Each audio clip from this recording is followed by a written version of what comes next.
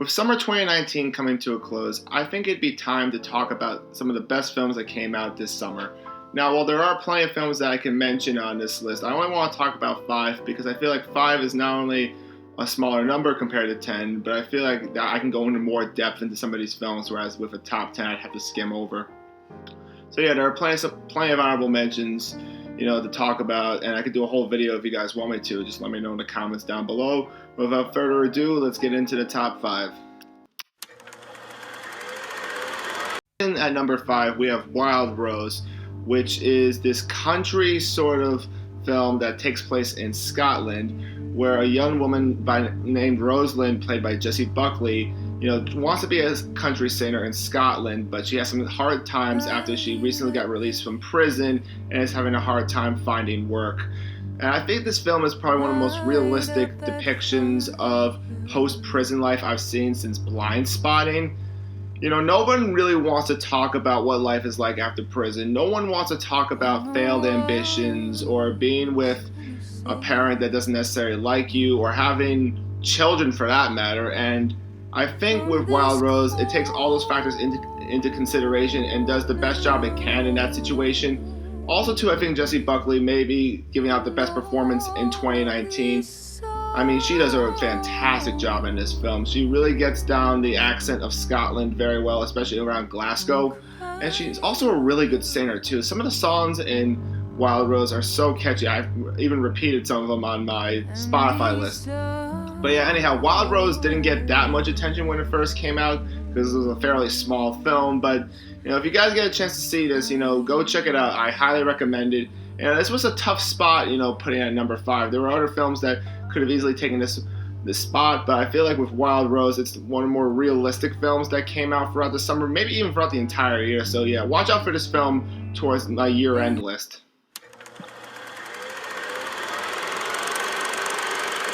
Coming in at number 4, we have The Farewell. Now, this film has garnered a lot of attention over the past couple of months with its great writing, fantastic acting, and just superb direction from first-timer Lulu Wang, and I agree with all of those points. I think Lulu Wang does a very good job at capturing the family dynamic in both America and China without making it feel stale or repetitive. There's been a lot of family films that have tried to garner, the attention of audiences, but have often been left forgotten. I think with The Farewell, they somehow bring in Chinese tradition without making it seem alien to a lot of people not from China. I think The Farewell does a very excellent job at, portraying the actors as real people. Like seriously, all the performances, including Awkwafina, feel like something that should belong on an award show. People, this film is one of the most realistic films of the year. I was almost debating whether to put this or Wild Rose at the number 4 spot, but I ultimately put The Farewell at number 4 because I feel like it's just slightly more realistic than Wild Rose. Not to knock on Wild Rose or anything, but I feel like with The Farewell, it's just so eerily real that, I couldn't ignore it. But yeah, go check this film out if you haven't seen it already. I think it's expanded to most cities by now, and if not, it should be coming to digital fairly soon, within the next month or so. So, highly recommend this film. There's a reason why it did so well at Sundance and at other festivals. This is something that truly I haven't seen something like this in a long time.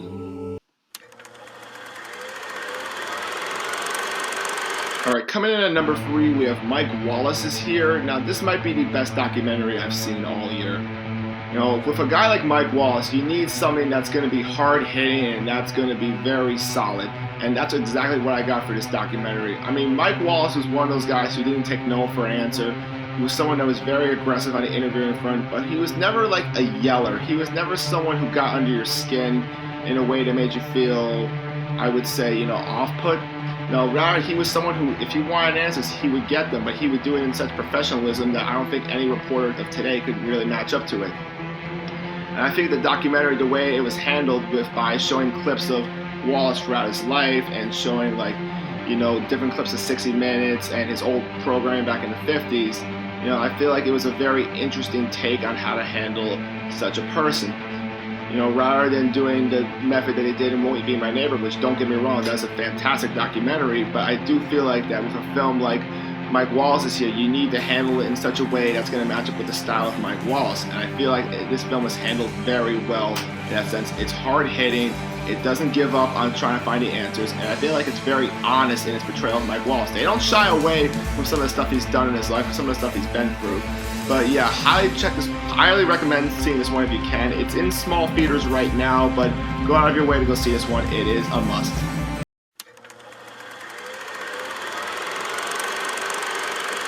Coming in at number 2, we have The Last Black Man in San Francisco. With this film, I think A24 really solidifies itself as one of the best studios currently in Hollywood right now, with The Farewell being previously mentioned on this list from the same studio.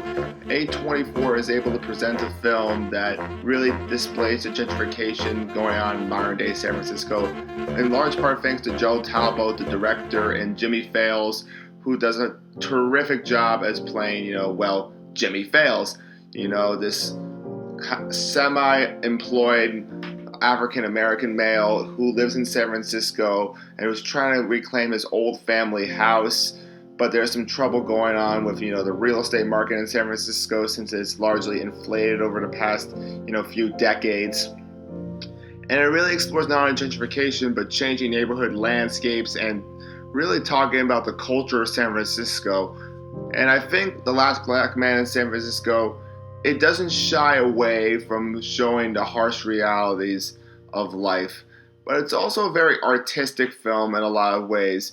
The soundtrack is incredible, the cinematography is some of the best I've seen all year, and the acting is really what puts this film on the map.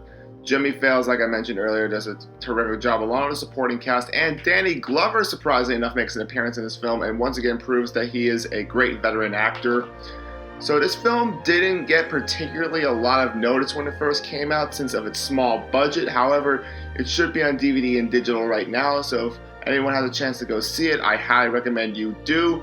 I saw this in theaters when it first came out, but I know a lot of people didn't get to see it, so please go check it out as soon as possible. This is an amazing film. And now at the number 1 spot, we have The Nightingale. Now, like I said, this has been a pretty decent year for horror so far. I mean, we had films like Midsommar and Climax, which were both absolutely terrifying, both from A24. However, I'm deciding to put The Nightingale over films like Midsommar because it is just so realistic, it is so disturbing, it is so unflinching that I had to put it on the number 1 spot. Now, this film from director Jennifer Kent talks about a young woman who, after being raped and having her family pretty much murdered, she's going out for the revenge of the person who did this to her and her family, and she meets up with an Aboriginal man who helps her find this, military guy. And the film, it doesn't hold back in its violence and brutality. Everything about The Nightingale is not only realistic, but it is utterly disturbing. This might be the best horror film I've ever seen, just for the pure fact that it's so realistic and it is so natural in a lot of ways. I mean, unfortunately, the stuff that happens in The Nightingale has happened in real life and continues to happen in a lot of places, but Jennifer Kent doesn't shy away from it. The acting is also Oscar-worthy too. I think the performances throughout The Nightingale really highlight, the power of, independent cinema. And I think Jennifer Kent also has really proven herself to be one of the best writer-directors working in Hollywood today. I wish The Nightingale would have been released earlier compared to its 2018 festival run, but I guess IFC wanted to wait a little bit. And then anyhow, with the acting in this film, Aisling Francosi and by colleague Ganbar, sorry if I'm butchering those names, they are the main stars of the film, and they should probably get Oscar nominations. In fact, if they don't, I don't know what's wrong with all the critics and award ceremonies. Then again, the budget of this film was pretty low compared to something like, let's say, Ma, for example, which is, don't go see it. But with The Nightingale, I mean, I'm being vague on this film because I want you guys to experience it the way I did, going into it almost knowing nothing about it. I gave you a brief plot summary of it because I don't want you guys to go totally blind, but at the same time, this is something that it's probably not going to be in theaters for very long, but go see it as soon as it comes out on digital or DVD. It is probably one of the best films of the year, right up there with climax. So yeah, that's my thoughts on Nightingale. An incredibly unflinching film that really doesn't have a lot of music in it, but it's worth checking out for sure. Honorable mentions, there are plenty of them, so let me go over them briefly. Booksmart, yes, it was a very funny, very entertaining film. Only reason why it didn't make the list was it was a little bit too generic for my taste at points, but that's very little in between.